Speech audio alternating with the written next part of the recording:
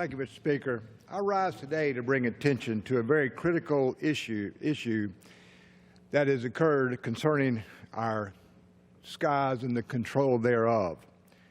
Our U.S. airspace is the busiest airspace in the world and alone is the safest and most accessible. We have over 87,000 flights per day in the United States airspace. Our wonderful friends from Canada, just to the north, have only a mere fraction of that.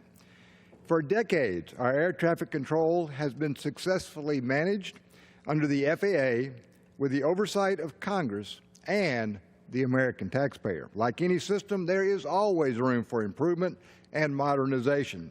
However, there are some that think that the only way to get to modernization is through privatization. This could be further from the truth. This could not be further from the truth. Congress will soon begin debating an FAA reauthorization bill. Chairman Schuster and the Committee on Transportation and Infrastructure have done a commendable job and worked tirelessly to craft a bill that brings much needed reforms to the FAA. However, I strongly disagree with the idea to give control of air traffic services to a private corporation governed by a board made up of special interests. There are just too many reasons why this is a bad idea. Under the plan, the corporation would operate air traffic control by charging flyer user fees. A private corporation concerned with raising money from the user fees will be heavily incentivized to prioritize traffic services where it can raise the most money. This incentive would be very harmful to constituents like mine in rural areas who could very well see a reduction in air traffic services. Further, a private user fee model would undoubtedly reduce revenues to the Airport and Airway Trust Fund, as is the administration's own budget predicts.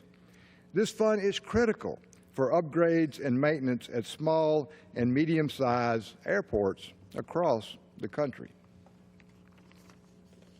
Reliable air traffic services and airport infrastructures are essential for rural areas to attract business, for economic growth, and for Americans to have access to safe and efficient travel.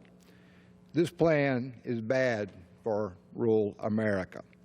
Spinning off air traffic control to a private corporation is also a major liability for the American taxpayer. The administration's budget predicts that privatization of air traffic control would cost almost $46 billion, that's with a B, over 10 years.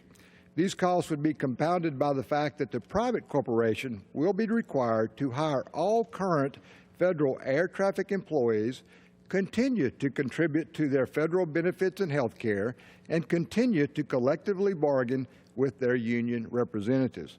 This is hardly privatization and hardly modernization. Even more concerning to taxpayers would likely be on the hook if the corporation took on more debt than it can pay for and is unable to safely operate our skies. Yes, the bill says there is no federal guarantee for the corporation, but this hasn't stopped the federal government from being forced to bail out other so-called private corporations to the tune of hundreds of billions of dollars, such as Fannie Mae and Freddie Mac.